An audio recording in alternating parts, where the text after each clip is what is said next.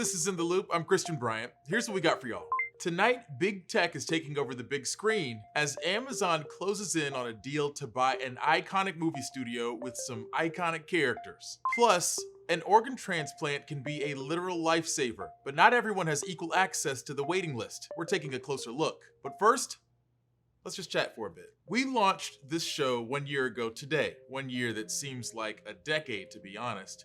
And we didn't know it then, but something else happened on May 25th, 2020 that would really shape the next year: the killing of George Floyd. Back then, there was no way to know that protests for racial justice and against police brutality would punctuate the rest of our pandemic year, especially considering how police initially described their encounter with Floyd. Man dies after medical incident during police interaction. That's one hell of a way to describe what actually happened. Floyd was choked to death by former Minneapolis police officer Derek Chauvin, while onlookers, including a 9-year-old girl, saw it all go down. When we learned more about what happened, we felt it was important to not only talk about how Floyd died, but also how he lived. Floyd was born in North Carolina and grew up in Houston. He played basketball at South Florida State College in Avon, Florida. At one point, he linked with DJ Screw, a popular Houston DJ who created the chopped and screwed technique of remixing tracks and slowing them to an almost glacial pace. This is him on the track. Boys rolling butter, some coming white.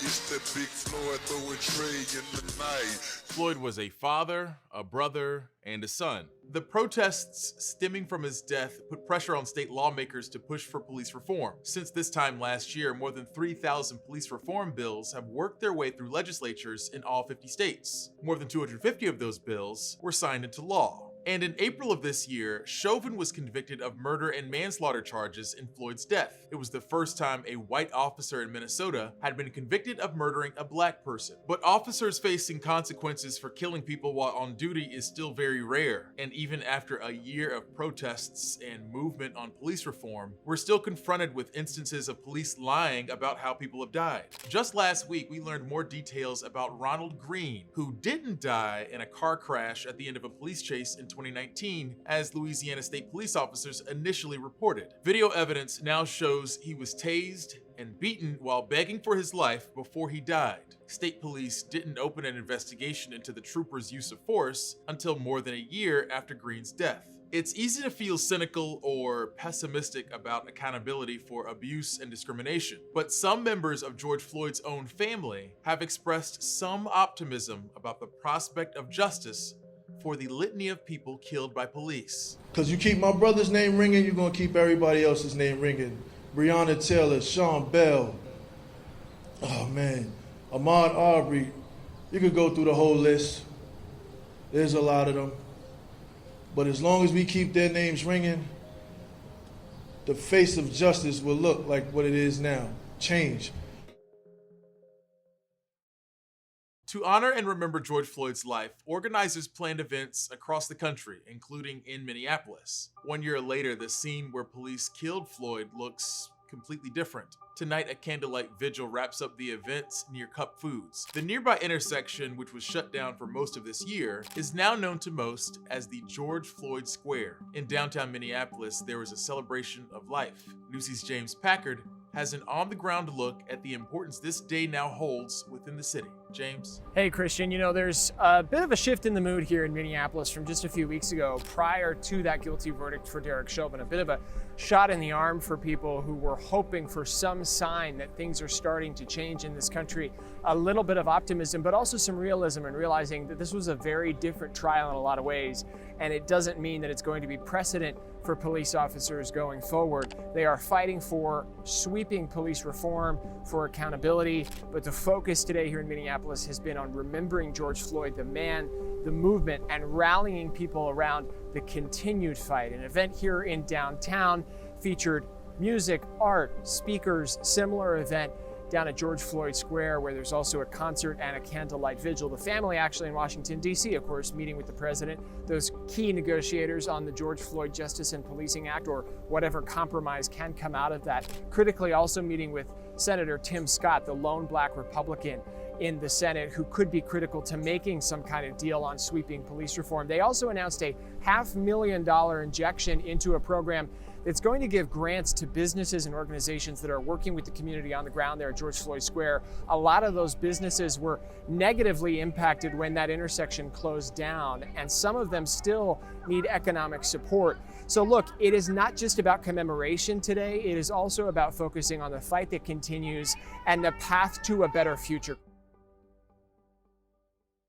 George Floyd's killing broke metaphorical levees. It unleashed a wave of demonstrations and further focused people's attention on police brutality. Some activists say more challenging work lies ahead, especially when it comes to seeking justice for victims who aren't perfect. Newsy's Jamal Andrus spoke to one activist about George Floyd's legacy and the fight for justice 1 year later. No justice! No peace! No justice! No peace! In the days following George Floyd's death, Tamika Mallory went to Minneapolis and took to the streets, like so many others, demanding justice. But it was her words during a press conference that permeated the country. This is a coordinated activity happening across this nation, and so we are in a state of emergency. Black people are dying in a state of emergency. It's an unfortunate feeling. I know the Derek Chauvins of the world are many. He's not alone.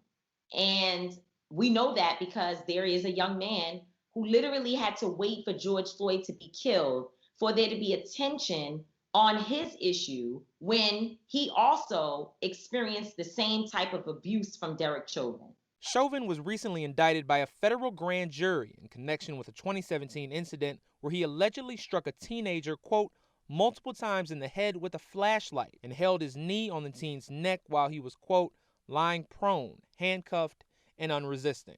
The work is it's much broader than just George Floyd. George Floyd was a moment that needed to happen so that other people during a pandemic could stop and see. Floyd's death was the catalyst for what some experts believe to be the largest civil rights demonstration in U.S. history. There were protests in all 50 states, and polls suggest more than 20 million people took to the streets in the 2 weeks following Floyd's death. But Mallory says the real work lies ahead of her, with people like Ma'Khia Bryant, who was shot and killed by an officer in Columbus, Ohio, while attacking another teen with a knife. Do you know when we're going to get Ma'Khia back? We'll get Ma'Khia back when police training changes. Bryant's case hasn't received the same attention nor the same support George Floyd did. I went to the funeral for Ma'Khia Bryant because I know that if she was a perfect victim, the seats would have been filled. Everyone would have been there as if it was a concert. You know, it's interesting you mentioned the perfect victim. So often that narrative goes unspoken in this thing. But George Floyd simply had a lot of aspects to his death that made it more palpable for a larger audience. And Ma'Khia Bryant doesn't have a lot of those things. How do you navigate that as an activist? I look at most of it, and try to figure out where do we have the best opportunity to use this particular incident as a part of the larger narrative of what we're fighting for, right? And I think Ma'Khia Bryant is one of those because for me, I need to make sure that people understand that the same police department that killed your perfect victim killed Ma'Khia as well. In Mallory's new book, State of Emergency, she offers potential solutions for addressing police brutality. First among them, defunding police. Am I an abolitionist? Absolutely. Do I want to get to a point where there are no police in our communities with guns? Absolutely. Are we there in this very moment? No. Why? Because we've been trained that if a person in your home has a mental health breakdown, you have to call 911. We want to start changing and moving away from that, giving people other resources and tools, but they need money. We need resources to be able to undo all the harm that has been done to our communities. Jamal Andrus, Newsy, Chicago. Here to talk to us a bit more about the landscape of police reform is Jamal Andrus. Jamal, first and foremost, thanks for giving us a bit of your time. As we've seen over the last year, there's been an uptick in violent crime, and I'm kind of curious to know what effect has that had on the push for police reform? Well, let me say off the top, the spike in crime is real. That is, not media spin. There is a big problem going on around the country right now in regards to murders and homicides and shootings being on the uptick everywhere. Crime is immediate. Crime is urgent. It's the kind of thing where you don't want to wait. One of the reasons why people abandon these reforms so quickly, and we're seeing that across the country as well, in these big cities where mayors and city councils embrace the idea of defunding police or creating a mental health unit of some kind to work with police officers. We're seeing them back off of those promises because crime is up. And when crime is up, people want crime solved immediately. And for years and years and years, we have depended on police to make those changes. If crime is doing anything other than going straight down, passing criminal justice reform just becomes that much more difficult. Can you talk to me a bit about what's holding up the George Floyd Justice in Policing Act in the Senate? Why is progress on that being stalled? Qualified immunity is kind of the big sticking point here. Lots of legal experts think this law goes too far when it comes to protecting police officers. It was created to protect government officials from frivolous lawsuits. And many would argue that these police violence issues that cops often run into are not frivolous. There is an argument to be made that officers should be held liable when they violate someone's constitutional rights in this way while doing their job. But now qualified immunity is sort of expanded to this point where it seems to cover everything. So qualified immunity, I think, while it might feel good for a lot of lawmakers, and a lot of lawmakers have attached their hat to it, we don't know if it's going to impact officer behavior, even though a lot of people are hoping that it does. Jamal Andrews, thank you so much for joining us, man. Really appreciate it. Of course. That was a lot to work through, so we're going to take a quick break. We'll see you back here in just a bit.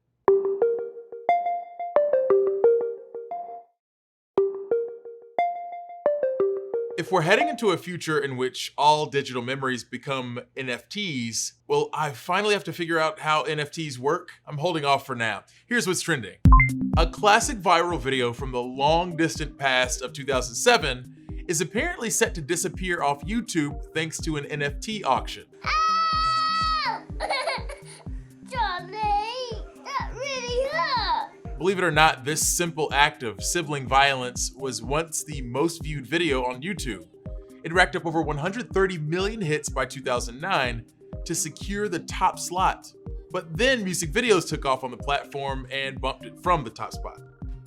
The clip's creator has auctioned off an NFT of the clip for $760,000 and says he plans to delist the video from YouTube to really underscore the exclusivity. The auction site also says the winner will get to make a parody video of the clip with its original stars, now ages 17 and 15. If there's a cringe-free way to pull that off in 2021, I don't know it. Pro wrestler turned actor John Cena sent a high-profile apology to the nation of China in Mandarin Chinese for stepping on some geopolitical toes during a press tour to promote Cena's role in the new Fast and Furious movie F9. The actor told a Taiwanese news station that the region will be the first country to get to watch the movie. That angered some Chinese fans of the franchise, since China regards Taiwan as part of its own territory rather than a sovereign nation of its own. Cena later posted an apology video to Chinese social media network Weibo.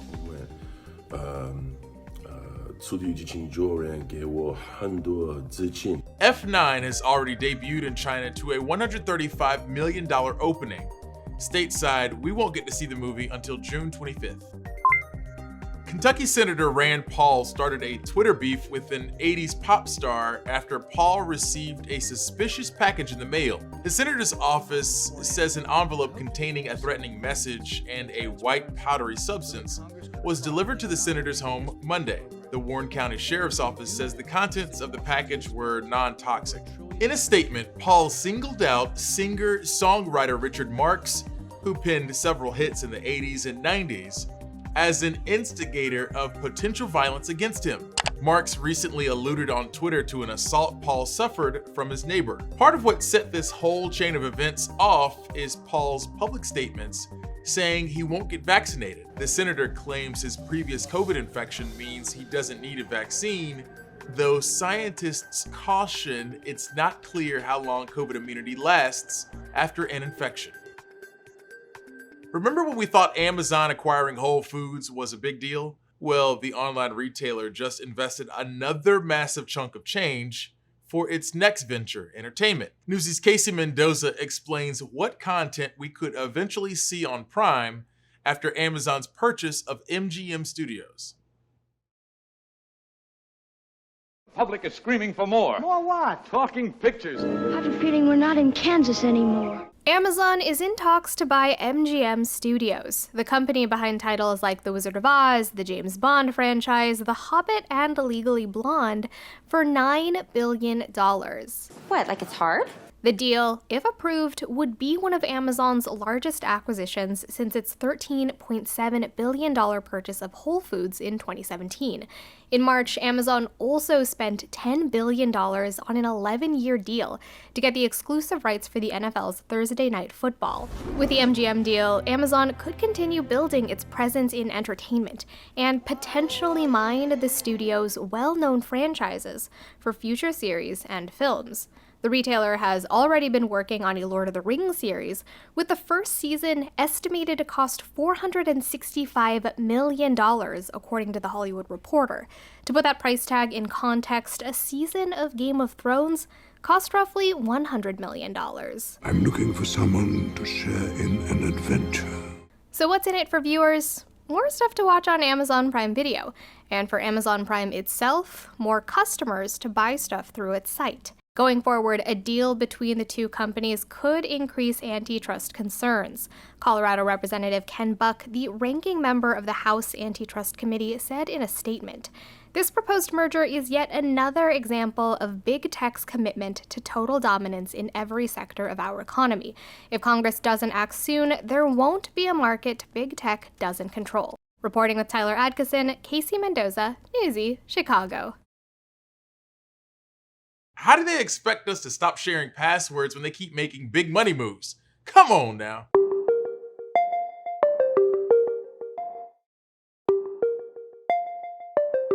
When it comes to getting an organ transplant, people with intellectual disabilities continue to face barriers. Misconceptions about their ability to comply with post-op requirements sometimes means doctors and transplant centers have refused to put them on transplant lists. National reporter Usher Qureshi tells us about the effort to ban organ transplant discrimination at both the state and federal level.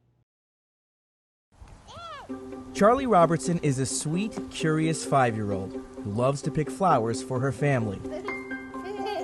But Charlie, who has Down syndrome, was born with a hole in her heart that didn't close on its own.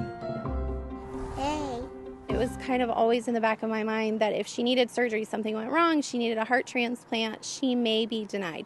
Physicians and hospital transplant teams make the determination as to who is a good candidate to be added to the national waiting list.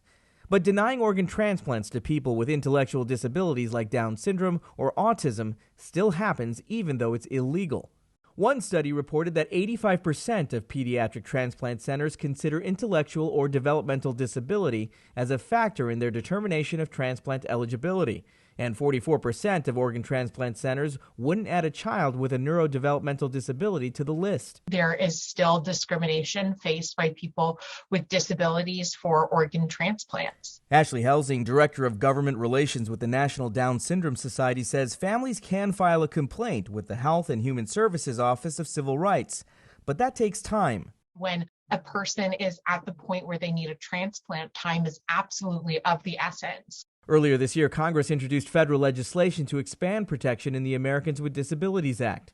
It would prohibit organ transplant discrimination based on a person's disability or their perceived inability to comply with postoperative care. Not many people with Down syndrome and those with IDD get the opportunity to have a life-saving organ transplant. The legislation is named for Charlotte Woodward, a disability civil rights activist with Down syndrome who received a life-saving heart transplant nearly 9 years ago. If my doctors haven't advocated for me to be a heart transplant recipient, I wouldn't be here. In the meantime, states are being lobbied to step in. Texas recently joined 19 other states like California, Ohio, and Florida that have passed laws ending disability-based discrimination on the organ transplant list. Another 9, including Colorado, New York, and Tennessee, have also introduced similar legislation. Lindsay Robertson worked to get a state bill passed in Illinois and onto the governor's desk. As a mom, I feel like it's just one more thing that we have to fight for so that people know that, it doesn't matter if they have a disability. She's worth it. If she needs a transplant, she should be able to get one regardless of her diagnosis. Reporting from Chicago, Feel good? I'm Usher Qureshi. Do you want it back? Yeah. Oh. If you haven't done so already, feel free to reach out to us on Twitter using the hashtag #NewsyInTheLoop. If enough of you reach out with feedback, I can feel pretty comfortable saying to my family members, "Oh, I'm sorry I didn't see your tweet. There were just so many of them to sort through."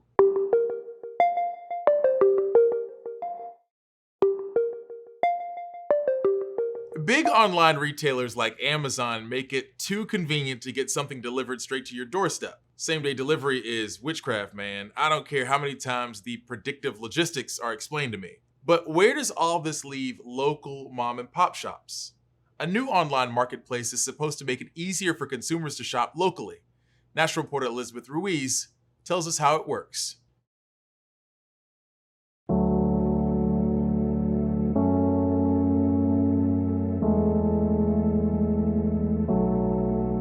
At Standard Goods in Seattle, Washington, you'll find Pacific Northwest gear and pop culture items. The two things I really wanted in that store were music and lights. Yeah. Owner Jeff Gardner started the local business 6 years ago. I saw a need for this and I'm like, you know what, let's do it. Nobody's doing like a young, kind of modern store.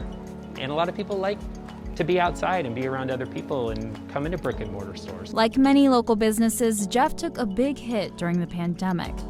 There was a time when he could only sell online. Running an online site is like running a whole nother store. It's expensive, it's hard, you have to hire people to do it.